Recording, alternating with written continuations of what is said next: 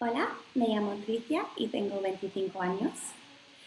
Tengo la licenciatura en Pedagogía con Español y luego estudié el diploma en Enseñanza Primaria. Llevo un año trabajando como profesora de primaria en Escocia, pero soy irlandesa. Llevo 12 años aprendiendo español y con 15 años fui al instituto en Zaragoza y viví ahí con una familia muy maja.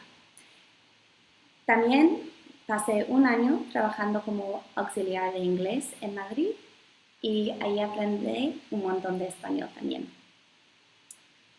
Llevo 8 años trabajando como tutora, preparando niños para sus exámenes en irlandés y español y también trabajando dando clase de inglés de jugar para los niños muy pequeños, de conversación y de gramática.